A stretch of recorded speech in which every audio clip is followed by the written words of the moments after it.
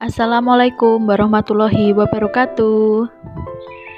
Di video kali ini kita akan membahas tentang problematika kepemimpinan perempuan dalam Islam, studi kasus presiden, bupati, dan gubernur perempuan.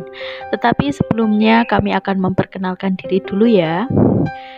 Kami dari kelompok 4 untuk mata kuliah Fikih Siasah Kontemporer yang beranggotakan 3 orang, yaitu Ilvi Renata dengan NIM 12103193005, Helen Oktaviani NIM 12103193007, dan Alimatus Saadah dengan NIM 12103193008. Langsung saja ke materi yang akan dibahas, yaitu problematika kepemimpinan perempuan dalam Islam. Subbab yang akan kita bahas yaitu ada 3. Yang pertama, kesetaraan gender di dalam politik. Kedua, problematika politik dan kepemimpinan perempuan dalam Islam.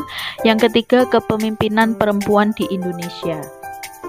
Memasuki materi yang pertama yaitu gender.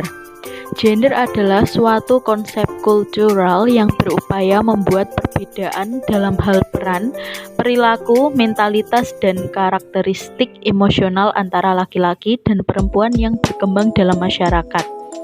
Perjuangan mewujudkan keterwakilan perempuan di parlemen adalah salah satu strategi mewujudkan kesetaraan gender di bidang politik, terutama dalam hal mengambil keputusan.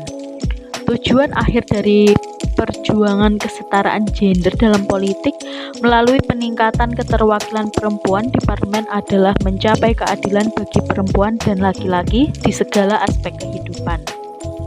Keterlibatan perempuan di dunia politik sendiri diatur dalam Undang-Undang Republik Indonesia Nomor 10 Tahun 2008 tentang Pemilu, Pasal 8 Ayat 1D, disebutkan bahwa menyertakan sekurang-kurangnya 30% keterwakilan perempuan pada kepengurusan partai politik tingkat pusat. Juga pada pasal 15 yang pada intinya adalah keterwakilan perempuan sekurang-kurangnya 30% atau sebagaimana diatur dalam pasal 2 ayat 5, pasal 20, pasal 51 ayat 2 Undang-Undang Nomor 2 Tahun 2008 tentang partai politik. Partisipasi perempuan dalam dunia politik erat kaitannya dengan usaha mempunyai akses mereka kepada kekuasaan. Apalagi bila pihak laki-laki mencari perempuan yang dapat diatur, perempuan yang lebih mudah menerima hegemoni laki-laki yang diperlu diwaspadai melalui strategi yang dibuat perempuan itu sendiri. Baik, kami memasuki materi yang kedua, yaitu problematika politik dan kepemimpinan perempuan dalam Islam. Sejumlah studi memperlihatkan bahwa terdapat perbedaan dalam gaya kepemimpinan laki-laki dan perempuan. Perempuan dalam kepemimpinannya cenderung lebih demokratik. Mereka lebih mendorong partisipasi, berbagi kekuasaan dan informasi, dan mencoba untuk meningkatkan kemanfaatannya bagi para pengikutnya. Nah, sebaliknya, laki-laki cenderung lebih memilih gaya kepemimpinan yang berdasarkan pada kontrol dan perintah. Mereka lebih besar mendasarkan pada jabatan otoritas yang formal sebagai dasar untuk melakukan pengaruhnya. Berbagai hadis dan ayat Al-Quran digunakan untuk menjadi referensi hukum yang sah tentang kepemimpinan perempuan. Hal ini menjadi perdebatan menarik ketika terdapat seseorang perempuan menjadi pemimpin. Hal ini juga dikonstruksi oleh budaya yang selalu membedakan perempuan dan laki-laki, baik derajat maupun karakter.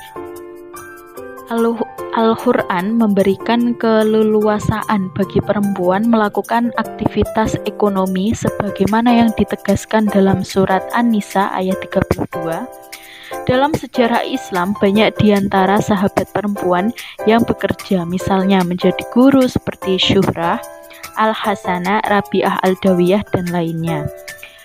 terdapat kaum perempuan yang terlibat dalam politik seperti Ummu Hani misalnya dibenarkan sikapnya oleh Nabi Muhammad ketika memberi jaminan kepada keamanan sementara kepada orang-orang musyrik.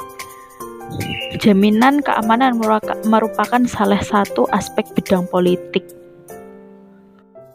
Nah, kita memasuki materi yang ketiga, yaitu kepemimpinan perempuan di Indonesia. Kepemimpinan wanita mulai bangkit dari tidur panjangnya sejak isu hak asasi manusia dan persamaan gender yang disuarakan oleh aktivis feminisme. Kiprah wanita semakin menonjol pada abad ke-21. Kaum wanita di Indonesia sendiri telah menorehkan karya dan bukti bahwa sejarah Indonesia menyebutkan banyak kepemimpinan perempuan. Sebut saja Cut Nyak, Cut Nyak Mutia, dan yang paling populer ialah Raden Ajeng Kartini. Sementara Indonesia pernah mempercayakan kepemimpinan seorang presiden kepada seorang wanita, yaitu Megawati Soekarnoputri. Selain itu ada juga Tri Risma Maharini yang famous sebagai wali kota Surabaya. Ada juga Hovifah Indar Parawansa. Begitu pula dengan perusahaan besar, mulai dari produk makanan hingga barang manufaktur, banyak memiliki pemimpin-pemimpin yang bergender perempuan. Dan satu lagi ada contoh kepemimpinan perempuan di Indonesia yang sangat nyentrik, yaitu Susi Pujiastuti. Beliau adalah Menteri Perikanan yang terkenal dengan slogan "tenggelamkan" yang menyebabkan dia famous sekali di Indonesia. Jadi kepemimpinan itu tidak harus berdasarkan gender, melainkan berdasarkan kepada kemampuan dan keahlian untuk memimpin dan membangun bangsa Indonesia untuk menjadi lebih baik lagi. Sekian informasi yang dapat kelompok kami berikan.